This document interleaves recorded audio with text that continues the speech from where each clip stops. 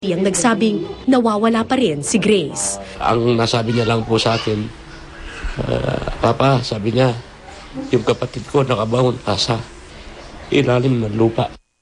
Masama ang loob ng pamilya Fabian sa DFA. Wala raw kasi silang nakukuhang anumang impormasyon mula sa DFA ukol sa rescue operation sa Haiti. Nangangapa raw sila sa dilim. Alam naman po nila, anak ko yun, ma'am. Kahit man lang tawagan ako, wala pang ganito. Wala, ma'am eh. Parang bingi sila, ma'am. Matapos ang ilang minuto, may hudyat mula sa laptop ng pamilya Fabian. May nag-online. Isang OFW mula Haiti, si Aurora Aguinaldo. Kilala niya ang anak ni Mang Arturo. Salit-salitan raw ang mga Pilipino roon sa pagbabantay sa rescue operations sa gumuhong Caribbean supermarket. Pakatanong ko lang kay Aurora kung may signs of life pa ba at may narinig pa bang ungol o iyak ng mga tao sa supermarket. Nagtatype siya ngayon. Tingnan natin kung ano yung sagot niya. Walang tigil daw yung rescue operations doon sa bumagsak na Caribbean supermarket eh. Ayan. Oo. Okay. Oo. At sabi nga nila, may ilalabas na 2 tao ngayon na buhay. Praise the Lord. Okay po. Walang katiyakan kung isa si Grace sa mga posibleng survivor sa gumuhong gusali. Pero para kay Mang Arturo, sapat na ito para muling kumapit sa dasal at pag-asa. Buhay pa ho. Yan. Wala po akong nararamdaman na buhay. Basta po, pinagpapasa Diyos ko na lang. Cara David, Nakatutok, 24 Oras. Samantala, itinanggi po ng DFA ang paratang na hindi sila nakikipag-ugnayan sa pamilya ni Grace Fabian.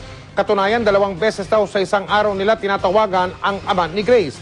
Gate pa rin ng DFA, tuloy ang paghahanap kay Grace. Yung tinatawag na rescue operations, hiniling pangaraw nila sa team ng Estados Unidos na tutukan ang paghahanap kay Grace at isa pang Pilipina na nagtatrabaho sa gumuhong supermarket.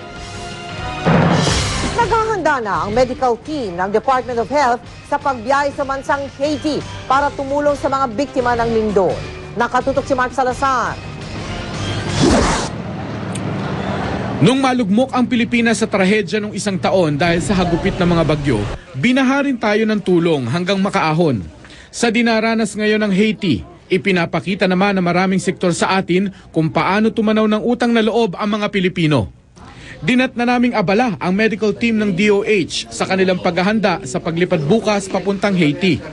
21 silang mga doktor, nurses, psychologist at sanitary engineer.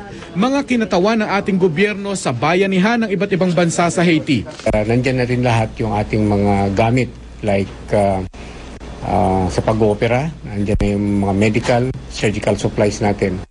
Sa orthopedic surgery side, dala din natin yung mga instrumento nila. Dala natin yung mga implant na ilalagay kung sakasakaling magkakaroon ng mga bali ng buto na kailangang ituwid na huwag naman humantong sa pagputol ng isang limb o ganyan.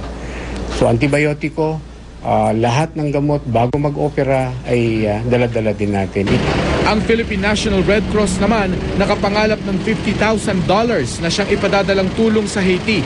Tandaan nyo, nung tumulong tayo sa Amerika, nagbigay tayo ng $25,000. Pilipinas Red Cross nagbigay sa Amerika, Red Cross ng $25,000. Hindi na nakalimutan yan. Hindi ko rin sinasabing transactional ito. Nung tayo tinamaan, nagbigay naman sila ng katakot-takot na tulong dito sa atin. Ang Red Cross na rin daw ang lalapit sa mga may kakayanan at pusong tumulong. We're collecting funds through cellphone, yung donate to low, donate to text ng Smart and Globe. Then bukod doon, sumusuot din kami sa mga corporations na gustong tumulong, magpadala ng tulong through the Red Cross sa puntang Haiti. Sa mga simbahan kahapon, inalay naman ang ikalawang offering para sa Haiti. Nananawagan ng CBCP na maging bukas ang palad ng mga maninimba sa January 24 dahil muling iaalay sa Haiti ang ikalawang offering ng mga misa. Sa ganito raw pagkakataon, maliban sa panalangin, magsinghalaga ang tulong ng bawat isa mula 1 sentimo hanggang pisong nagmula sa puso. Mark Salazar, Nakatutok, 24 Oras. Arestado po ang isang sundalo at 2 kasama niya dahil umano sa panunutok ng baril. Tinangkarin daw nilang saktan ang dalawang minor de edad sa lungsod Quezon. Si James Velasquez nakalerto 24 eksplosibo. Arestado ang tatlong lalaking ito matapos ireklamo ng panunutok ng baril at ambang pananakit sa dalawang bata sa Quezon City. Ang mga naaresto ay sina Marlon Guilamo,